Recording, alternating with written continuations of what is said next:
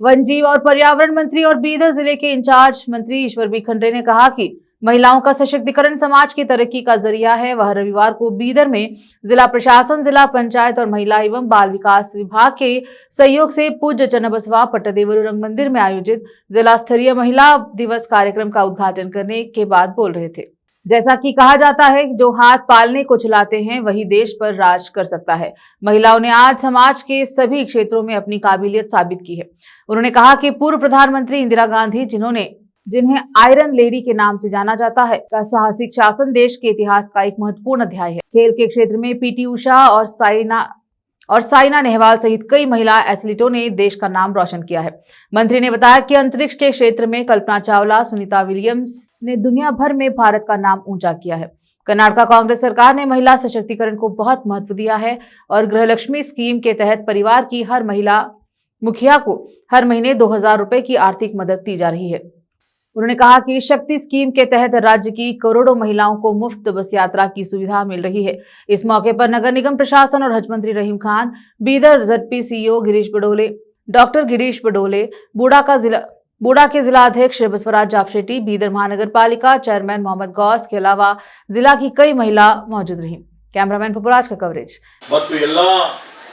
ಮಹಿಳೆಯರಿಗೆ ಇಂಥ ಕಾರ್ಯಕ್ರಮಗಳ ಮುಖಾಂತರ ಉತ್ತೇಜನ ಕೊಡುವಂಥದ್ದು ಇದರ ಉದ್ದೇಶ. ಏಕೆ ನಾವೆಲ್ಲ ಇಲ್ಲಿ ಸೇರಿದ್ದೇವೆ, ನಮಗೆಲ್ಲ ಗೊತ್ತಿದೆ ಜೀವನ ಚಕ್ರ ನಡಿಬೇಕು ಅಂತ ಹೇಳಿದ್ರೆ ಪುರುಷರು ಮಹಿಳೆಯರು ಇಬ್ಬರು ಬೇಕು. ಮಹಿಳೆಯರು ಪುರುಷರು ಒಂದೇ ನಾಣ್ಯದ ಎರಡು ಮುಖಗಳು. ಇವತ್ತು ಮಹಿಳೆಯರೇ ಇರದೇ ಇದ್ದರೆ ಸೃಷ್ಟಿ ನಿರ್ಮಾಣ ಆಗ್ತಾ ಇದ್ದಿಲ್ಲ. ಇವತ್ತು ಮಹಿಳೆಯರಿಂದಲೇ ಇವತ್ತು ಎಲ್ಲವೂ ನಡೀತಾ ಇದೆ.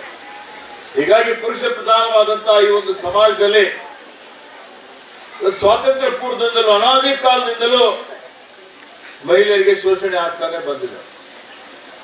ಮಹಿಳೆ ಶುದ್ಧಳು ಅಂತ ಹೇಳಿ ಪ್ರತಿಯೊಂದು ಕ್ಷೇತ್ರದಲ್ಲಿ ಮಹಿಳೆಯರಿಗೆ ದೂರ ಇಕ್ಕಿದ್ದಂಥದ್ದು, ಅವ್ರಿಗೆ ಯಾವುದೇ ರೀತಿ ಅಧಿಕಾರ ಕೊಡದೇ ಇರುವಂಥದ್ದು, ದೇವಾಲಯಕ್ಕೂ ಪ್ರವೇಶ ಮಾಡಲಿಕ್ಕೆ ಅವಕಾಶ ಇರಲಿಲ್ಲ, ಮನೆ ಹೊರಗಡೆ ಬರಲಿಕ್ಕೂ ಅವಕಾಶ ಇರಲಿಲ್ಲ. ಬರೀ ಯಂತ್ರದಂತೆ ಮಹಿಳೆಯರನ್ನು ಉಪಯೋಗ ಮಾಡ್ತಾ ಇರ್ತಕ್ಕಂಥದ್ದು ನಾವು ನೋಡಿದ್ದೇವೆ.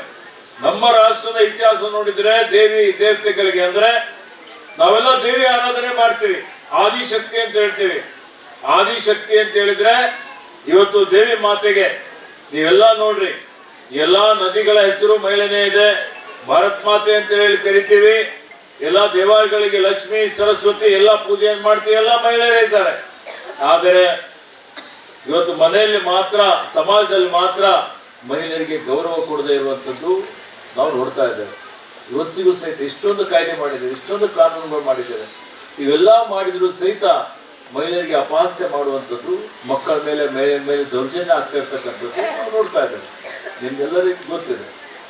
ಅದಕ್ಕೆ ನಾವೆಲ್ಲರೂ ಇನ್ನೂ ಹೆಚ್ಚಿನ ರೀತಿಯಲ್ಲಿ ಕಾಯ್ದೆ ಕಾನೂನುಗಳು ಮಾಡಬಹುದು, ಆದರೆ ಮನಸ್ಥಿತಿ ಬದಲಾವಣೆ ಆಗಬೇಕು. ಜನರ ಮನಸ್ಥಿತಿ, ಮಹಿಳೆಯರಿಗೆ ತುಚ್ಛ ಭಾವನೆಯನ್ನು ನೋಡುವಂಥದ್ದು, ಶೋಷಣೆ ಮಾಡುವಂಥದ್ದು, ಇವತ್ತು ಅವರಿಗೆ ಯಾವುದೇ ರೀತಿ ಅಧಿಕಾರ ಕೊಡದ ರೀತಿಯಲ್ಲಿ ನಡೆದುಕೊಳ್ಳುವಂಥದ್ದು, ಅದು ಬದಲಾವಣೆ ಆಗ್ಬೇಕು. ಅದು ಬದಲಾವಣೆ ಆಗ್ಬೇಕು ಅಂತ ಹೇಳಿದ್ರೆ ಮಹಿಳೆಯರು ಸಬಲರಾಗಬೇಕು ಅನ್ನುವಂಥದ್ದು. ಈ ಮಹಿಳಾ ಸಬಲೀಕರಣಕ್ಕಾಗಿ ನಾವು ಅನೇಕ ಕಾರ್ಯಕ್ರಮಗಳು ಮಾಡಿದ್ದೇವೆ. ಹಿಂದೆ ಅನೇಕ ಜನ ಮಹಿಳೆಯರು ತೋರಿಸ್ಕೊಟ್ಟಿದ್ದಾರೆ. ತೊಟ್ಟಿಲು ತೂಗುವಂತ ಕೈ ದೇಶವನ್ನು ಆಳಬಲ್ಲದು ಅಂತ ಹೇಳಿ ತೋರಿಸ್ಕೊಟ್ಟದ್ದು ಉಕ್ಕಿನ ಮಹಿಳೆ ಅಂತೇಳಿ ಪ್ರಖ್ಯಾತಿ ಪಡೆದಂತ ಶ್ರೀಮತಿ ಇಂದಿರಾ ಗಾಂಧಿ ಅವರು ತಾವೆಲ್ಲ ತಿಳ್ಕೊಂಡು. ಹೆಂಗಿತ್ತು ಇಂದಿರಾ ಗಾಂಧಿ? ಯಾಕಂದ್ರೆ ಇಡೀ ವಿಶ್ವದಲ್ಲಿ ಇವತ್ತು ಸುಮಾರು ಮಹಿಳೆಯರು ಒಳ್ಳೆ ಸ್ಥಾನದಲ್ಲಿ ಹೋಗಿದ್ದಾರೆ.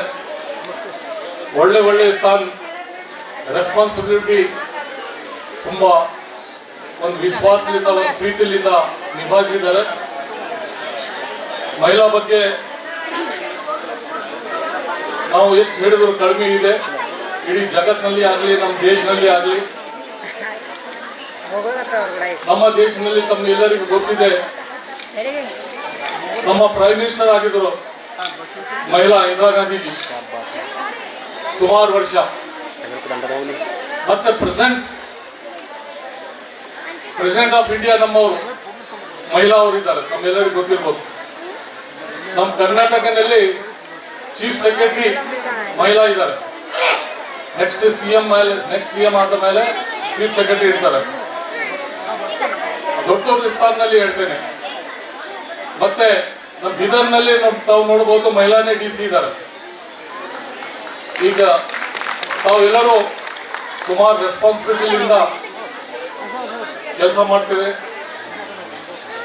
ಮಹಿಳಾ ಅವ್ರ ಮೇಲೆ ತುಂಬಾ ವಿಶ್ವಾಸ ಮಾಡ್ಬೋದು. महिला बहुत ही भरोसामंद होती है, बहुत ही विश्वास, बहुत ही हॉनेस्ट, फेथ, उसके कुदरत उसको बनाया है सर, और बहुत ही भोली भाली होती है, और जो कमिट करती है वो 100% निभाती है.